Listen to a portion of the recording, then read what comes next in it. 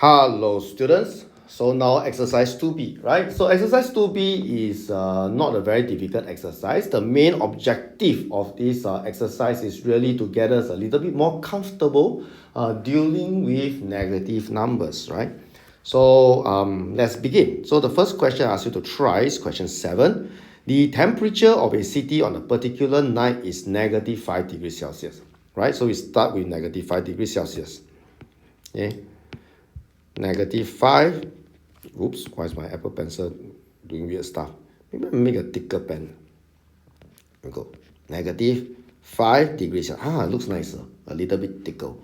Right? Negative 5 degrees Celsius. Then the next morning, the temperature rises. So in the use of negative numbers to handle temperature, when we say it rise, the temperature rise, we add. If we say the temperature drop, we subtract, right? So in this case, we rise by 3 degrees Celsius. This works out to be negative 2 degrees Celsius. And then, since this is a word problem, it's right that we conclude with a proper statement. So the temperature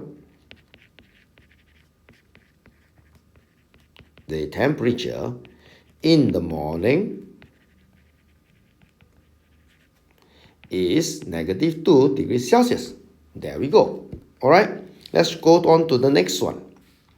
Question 14. A city is located at a height of 138 meters above sea level, while a town is at a height of 51 meters below sea level. Represent the altitude using a negative number. So how does it work? Let me try to get some space. Okay, so if we just do a quick sketch, right? If this is the sea level, then what happened is up here, right? 138 meters, you get our city, right? And below this way, about 51 meters, we get our town. Therefore, the difference between the two is actually the total of these two. So we can add it up together. However, because we are going to represent the altitude above the sea level as positive and below as negative, so if we do it this way, the altitude of the city is actually 138, right? And the altitude of the town will be negative 51. Okay, so visually we can see in this way already, right? However, we still need to present our answers properly. Okay, so they say represent altitude using a negative number. So we go the altitude of town equals to negative 51 meters, right? And then we say find the difference next. So the difference is equals to 138 minus negative 51 equals to 138 plus 51, which brings us to 189. And the unit is in meters. So that's how we can actually present our work properly. Okay, so yeah, the sketch at the side is just for our own understanding. This show your presentation properly and clearly. Right, next one, question 16, right?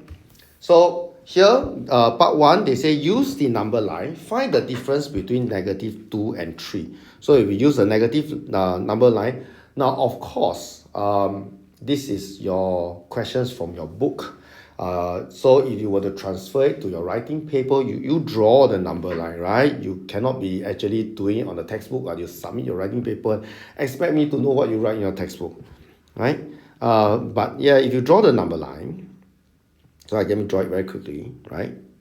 And we go from negative 5, right? Negative 4, negative 3, negative 2, negative 1, 0, 1, 2, 3. Well, I need the longer line. So let's go 4, 5. Okay.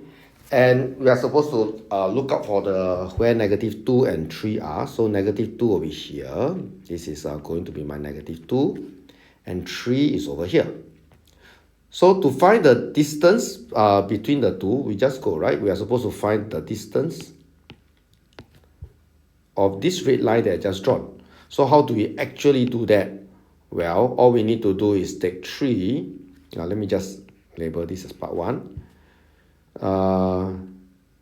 Right. Difference equals to 3 minus negative 2, which brings us to 3 plus 2, resulting in 5. So that's part 1, right? So now let's look at part 2. Part 2, well, this is a timeline of the years, and we know that a lot of our years, the measurement actually comes from Europe a few hundred years ago. That's where a lot of all these measurements get standardized, right? And then after that, after they get standardized, the rest of the world realize it's a good idea and they just follow. So what we have here is this BC and AD. So it's explained to you that BC actually represents before Christ, and AD represents Anno Domini, right? Which means the year of the Lord. So that's very popular in Europe previously, because is in the continent they are predominantly Christians, so they use Christian ideas when they formulate the timeline.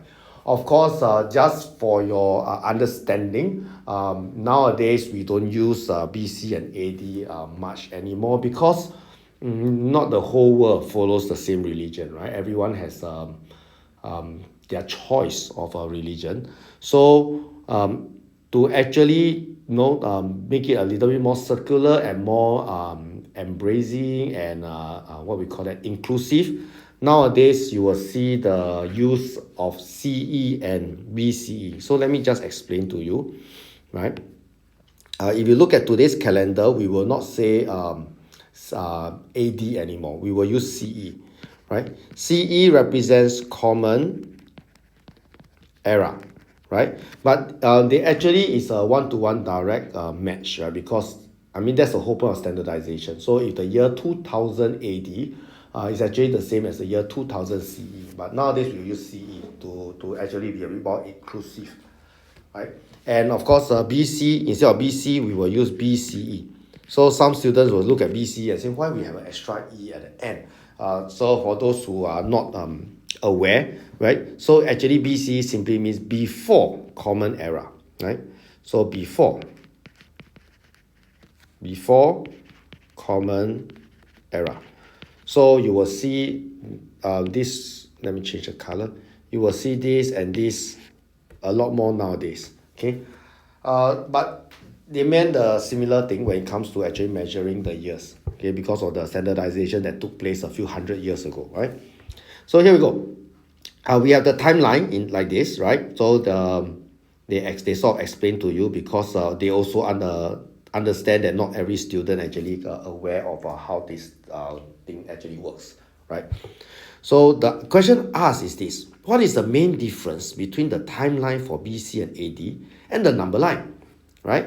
So what happened? There are a few ways you can answer this question. Let me just do that. So there are two things I noticed straight away, right?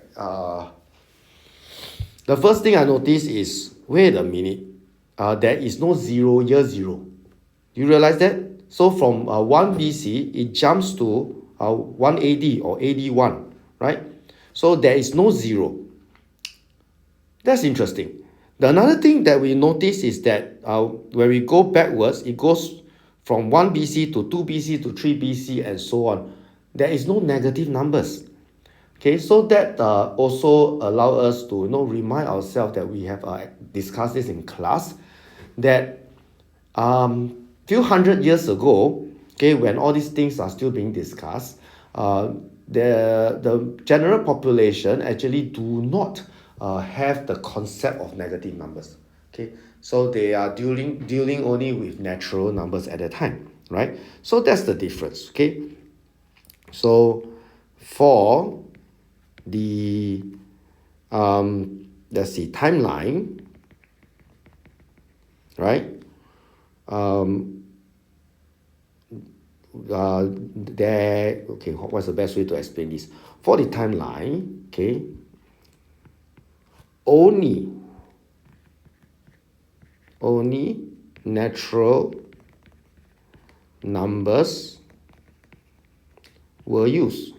Okay, so that's what's happening, right? Only natural numbers, no zeros, no negative. Okay, so that's part 2. Right, part 3. Oh, I'm running out of space. Right, part 3, they say how many years are there between 2 BC and 3 AD? Okay, so because of a lack of 0, right? Usually if we have 2, and then we have 3, I mean 2 BC is, sometimes we think of it as negative 2 years, and then we have 3. There should be 5 years in between them. However, because of missing year 0, okay, so the correct answer in this case is there, oops, let me spell that wrongly. There are 4 years, right? Only 4 years. So if we mark it out on the diagram, it will help you to see more clearly. Let me use red, right? 2 BC is over here, right? And 3 AD is over here. 1, 2, 3 over here. So from here, from these two, you will find that there's only 1, 2. Oh, wait, sorry, I marked out wrongly. Let's try again. 1, 2, 3. 3 AD is over here, right? 1, 2, 3. So the distance here, 1, 2, 3, 4. Only 4 years. Okay, so there are 4 years. And finally, for part 4, think of another real-life example that is similar to the timeline in part 2, but different from the timeline in part 1. So the timeline in part 1, I mean the number line in part 1. The number line in part 1 is what we use all the time nowadays, because now we have concept of zeros and we have concept of negative numbers. So that's fine. Okay. But are there other situations where sometimes the 0 doesn't make sense? I mean, there might be. Yeah, I can only, when I was trying to prepare this correction video for you, I just thought of this example as my first one that came into my mind. And that is, for example, we are describing how steep a slope is, right? So if we say that a slope is going upwards, upslope, there's a certain number of steepness, right? We say, so steep, so steep. But if it is going down slope, we can actually imagine how much it goes down, right? So it's a different kind of slope, up slope, okay, or down slope, certain kind of steepness. However, what happened is there such thing as a 0 steepness? I mean, mathematically, yes, right? If I have a flat ground, then there's no steepness. But in terms of real life application, if we are really talking about how steep a slope is, then having a flat surface, it doesn't make sense to say that there's a certain number of steepness. So that's an example that I can think of, right? So our ancestors long time ago also tried to describe how steep a slope is, and they probably did not use negative numbers the way we use it today. Right, of course, today, when it comes to the steepness, quite often, for our purpose, we engineering purpose or architecture purpose or whatever, we can actually use negative numbers, but our ancestors probably did not, right? So for part 4, right, an example would be describing steepness of a slope, right? That's what I come up with. Okay, so I hope by going through this with me, you learn something, right? Have a nice day.